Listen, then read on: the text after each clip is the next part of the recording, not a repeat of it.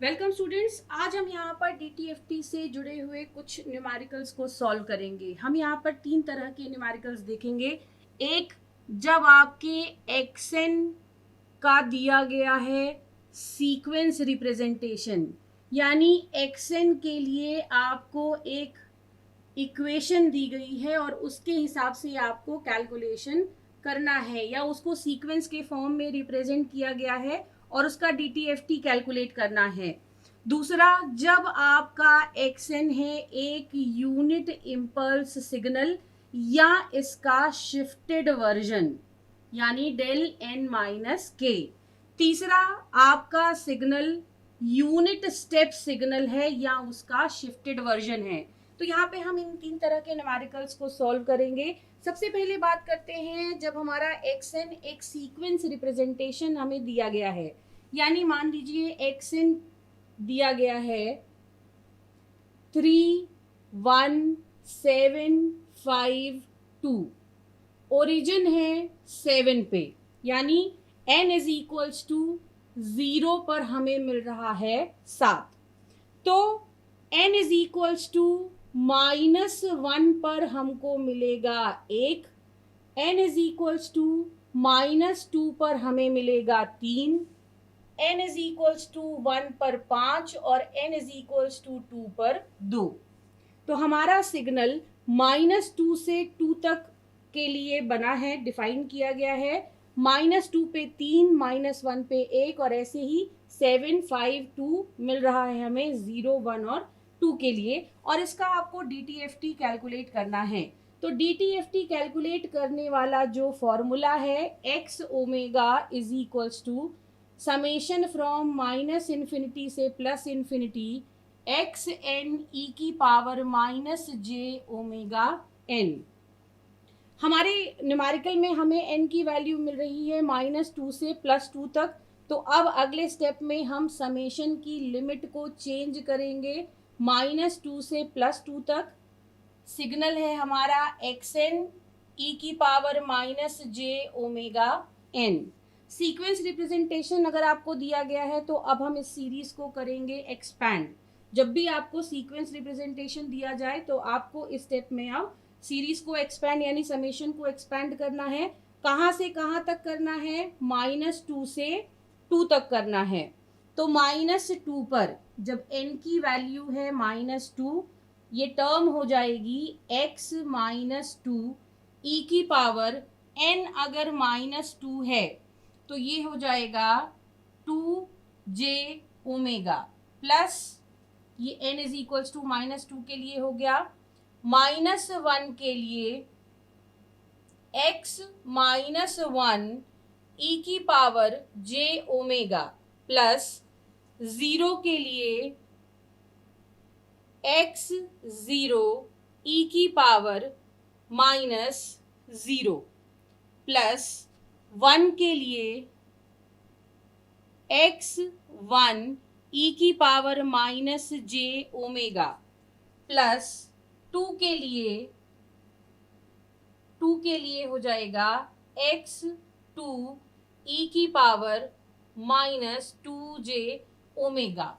अब इस समीशन को एक्सपैंड करने के बाद अगले स्टेप में आपको इनकी वैल्यूज को रखना है, यानी x -2 कितना है, -1 कितना है, 0 कितना है, ये सारी वैल्यूज को आप इस सिग्नल को देख करके यहाँ पर रखेंगे। तो जब हम ये वैल्यूज रखेंगे, x -2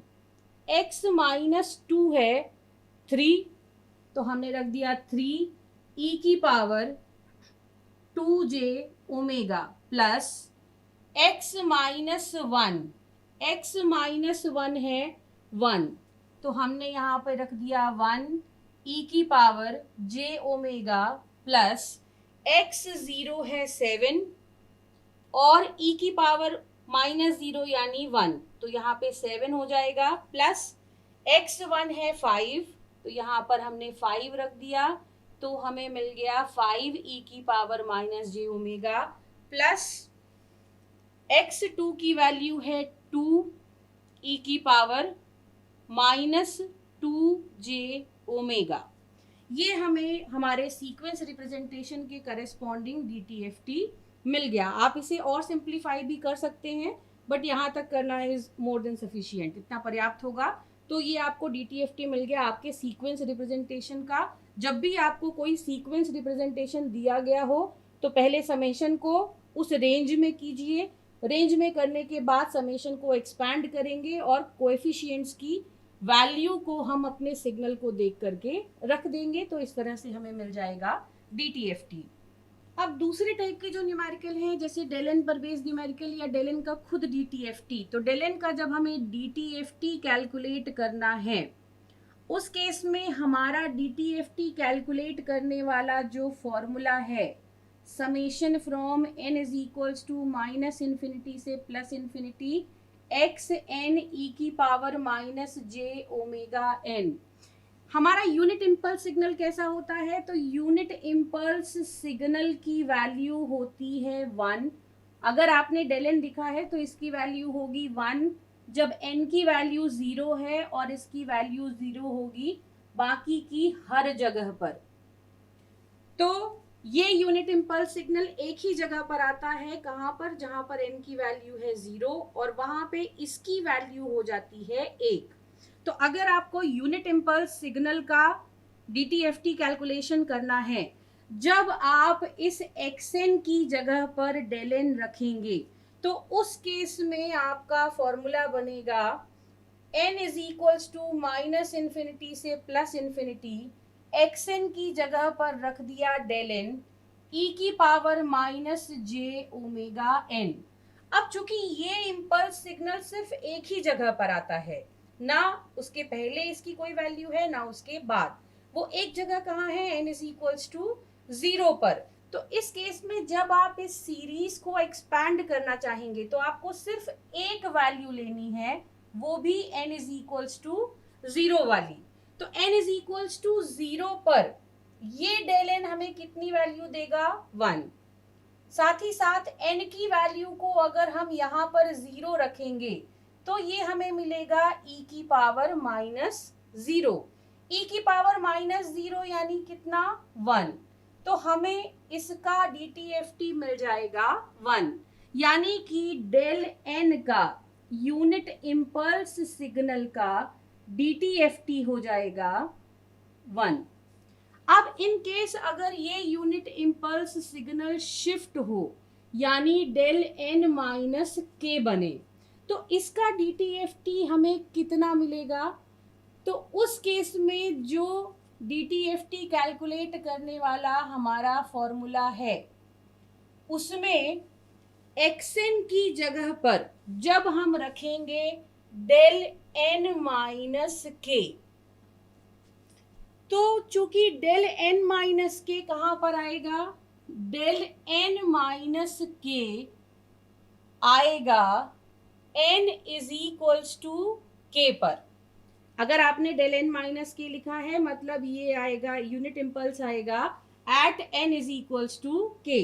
अगर आपने इसे लिखा डेल n प्लस के तो ये यूनिट इम्पल्स कहाँ पर आएगा? n is equals to minus k पर। तो अब जो सिग्नल हमने लिया है डेल n माइनस के, ये आएगा n इज इक्वल्स टू के पर और यहाँ पर इसकी वैल्यू होगी 1। इसके अलावा कोई भी और वैल्यू इसकी नहीं होगी, यानी n इज इक्वल्स टू के अलावा आप कहीं पर भी इसकी वैल्यू चेक करेंगे आपको रिजल्ट मिलेगा 0। तो जब आप इस फॉर्मूले में डेल n माइनस के रखते हैं तो समेशन का अब चूंकि कोई मतलब नहीं है क्योंकि आपका सिग्नल सिर्फ एक ही पॉइंट पर आ रहा है, तो इसके रिजल्ट को कैलकुलेट करने के लिए आपको इस पूरे सिग्नल की वैल्यू को देखना पड़ेगा n इज इक्वल्स टू के पर। जैसे पहले हमने n इज इक्वल्स टू 0 पे वैल्यू को चेक किया था, वैसे ही अब n इज इक्वल्स टू के पर हमें इसकी वैल्यू को देखना पड़ेगा। n इज इक्वल्स टू के पर इस सिग्नल की वैल्यू है 1। n इज इक्वल्स टू के रखने पर ये एक्सपोनेंशियल बन जाएगा e की पावर माइनस जे ओमेगा के। तो हमें इसका DTFT मिल जाएगा e की पावर माइनस जे ओमेगा के, यानी डेल n माइनस के का DTFT होगा e की पावर माइनस जे ओमेगा के। इसके अलावा अगर आपके सिग्नल को इम्पल्स के फॉर्म में दिया गया है, मान लीजिए आपको सिग्नल दिया xn is equals to 3 del n plus 7 del n minus 1 और इसका DTFT पूछा जाए, तो DTFT कैलकुलेट करते समय यानी x ओमेगा को कैलकुलेट करते समय, चूंकि आपको पता है कि डेल एन का DTFT होता है 1, तो इस पूरे पार्ट का DTFT हो जाएगा 3 plus 7 del n minus 1। Del n minus k का DTFT है e की पावर माइनस जे ओमेगा के, तो डेल n माइनस 1 का DTFT चूंकि k की वैल्यू हो गई है 1, e की पावर माइनस जे ओमेगा हो जाएगा। तो यहाँ पर इसका DTFT हम रखेंगे e की पावर माइनस जे ओमेगा। अगर आपका सिग्नल इम्पल्स सिग्नल से मिलकर के बना है, तो उस केस में आप इन दोनों की सहायता से उसका ओवरऑल DTFT कैलकुलेशन कर सकते हैं। डेल एन के बदले 1, n माइनस के बदले e की पावर माइनस जे ओमेगा के। तो इस तरह से हम इम्पल्स का DTFT कैलकुलेशन करते हैं। अब अगर हमारा सिग्नल यूनिट स्टेप सिग्नल से मिलकर के बना है या यूनिट स्टेप सिग्नल ही है, तो उस केस में हम उसका DTFT कैलकुलेट कैसे करेंगे। हमारा टाइम डोमेन वाला सिग्नल अब है suppose unit step signal UN। तो यूनिट स्टेप सिग्नल के बारे में हमें पता है कि इसकी वैल्यू होती है 1 जब n 0 से बड़ा या उसके बराबर होता है, और ये वैल्यू होती है 0 जब n की वैल्यू 0 से कम है। इसके लिए जब हम DTFT का फॉर्मूला यूज करेंगे कैलकुलेशन के लिए, तो फॉर्मूला हमारा है माइनस इन्फिनिटी से प्लस इन्फिनिटी xn e की power minus j omega n। xn में हम यूनिट स्टेप सिग्नल को जब रखेंगे, क्योंकि हमें यूनिट स्टेप के लिए कैलकुलेशन करना है, तो जब हम xn की जगह पर un रखेंगे, उस केस में चूंकि यूनिट स्टेप सिग्नल 0 से शुरू होकर के इनफाइनाइट तक जा रहा है, इसकी वैल्यू 1 हमें कहां से कहां तक मिल रही है, 0 से इनफाइनाइट तक। तो समेशन की जो लिमिट होगी वो भी 0 से स्टार्ट होकर के इनफाइनाइट तक जाएगी, क्योंकि माइनस इनफाइनाइट से -1 तक हमारा सिग्नल है 0। तो समेशन की लिमिट हमने चेंज कर दी, 0 टू इनफाइनाइट कर दी। xn है हमारा un, साथ में हो गया e की power minus j omega n। अब इस रेंज में यूनिट स्टेप सिग्नल की खुद की वैल्यू है 1, तो इसकी जगह पर अब हम रख सकते हैं 1 e की power minus j omega n, summation है 0 से इनफाइनाइट तक का।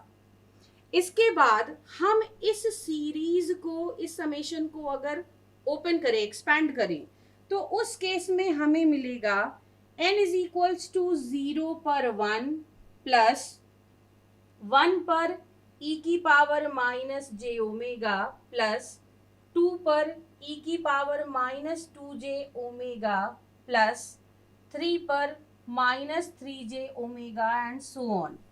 ये सीरीज चली जाएगी इनफाइनाइट तक। अगर हम देखें तो ये इनफाइनाइट जीपी बनाएगा। जब हमारे पास कोई इनफाइनाइट जीपी होता है और उसका रिजल्ट हमें फाइनाइट मिलना है, तो उस केस में अगर आपका इनफाइनाइट जीपी यानी एक ऐसी सीरीज जो इनफाइनाइट तक जाए 0 से शुरू होके, इसका रिजल्ट फाइनाइट हमें सिर्फ तब मिलता है जब कॉमन रेशियो की वैल्यू 1 से कम हो, और इस केस में हमें जो वैल्यू मिलती है, जो सिग्नल मिलता है, वो होता है 1/1 माइनस r। जहां पर r हमारा कॉमन रेशियो होता है। अब अगर हम इस सीरीज को देखें, ये भी इनफाइनाइट जीपी है, इसमें कॉमन रेशियो यानी r की वैल्यू हमें मिल रही है e की पावर माइनस जे ओमेगा के बराबर। तो ये सीरीज हमें फाइनाइट रिजल्ट तब देती है जब e की पावर माइनस जे ओमेगा की वैल्यू 1 से कम हो, तो वो होगी ही।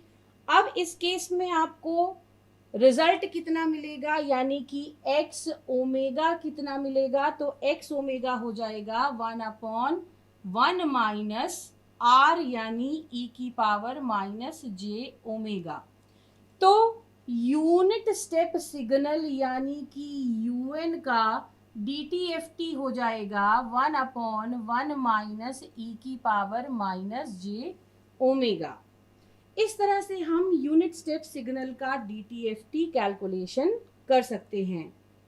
अब बिल्कुल इसी तरीके से जैसे हमने UN के लिए कैलकुलेट किया, अगर आपको UN माइनस के लिए, जहां पर k कोई कांस्टेंट है, कैलकुलेशन करना है, तो बिल्कुल सेम स्टेप्स हम रखेंगे फॉर्मूले से स्टार्ट करके, और आप देखेंगे कि इसका DTFT आपको मिलेगा e की पावर माइनस जे ओमेगा के अपॉन 1 माइनस e की पावर माइनस जे ओमेगा। तो अगर आपका सिग्नल UN है, आपको DTFT मिलेगा 1/1 माइनस e की पावर माइनस जे ओमेगा। अगर आपका DTFT शिफ्टेड यूनिट स्टेप है, जहाँ पे शिफ्टिंग हुई है k अमाउंट से, तो आपको DTFT मिल जाएगा e की पावर माइनस जे ओमेगा के अपॉन 1 माइनस e की पावर माइनस जे ओमेगा। अब अगर आपका सिग्नल XN 2 या 2 से ज़्यादा यूनिट स्टेप्स के कॉम्बिनेशन से बना है, मान लीजिए आपको सिग्नल दिया गया ये 3UN प्लस 5UN माइनस 1, तो इस केस में इसका DTFT कैलकुलेट करने के लिए आप सीधे UN और UN माइनस 1 का DTFT यूज कर सकते हैं। इस केस में हम क्या लिखेंगे, तो UN का DTFT हमें पता है, वो है 1/1 माइनस e की पावर माइनस जे ओमेगा। तो UN की जगह पर यहाँ उसका DTFT रख देंगे 1/1 माइनस e की power minus j omega plus 5UN minus 1। k की वैल्यू अब आपके लिए यहाँ पर है 1, तो k की वैल्यू को यहाँ पे जब हम 1 रखेंगे तो हमें मिलेगा e की power minus j omega upon 1 minus e की पावर माइनस जे ओमेगा। तो यहाँ पर हम इसका DTFT रख देंगे e की power minus j omega upon 1 minus e की पावर माइनस जे ओमेगा। इस इक्वेशन को जब आप सॉल्व करेंगे उसके बाद आपको मिल जाएगा DTFT 3UN plus 5UN minus 1 के लिए। तो इस तरह से जैसा हमारा न्यूमेरिकल हो उसके हिसाब से हम DTFT का एस्टिमेशन करते हैं।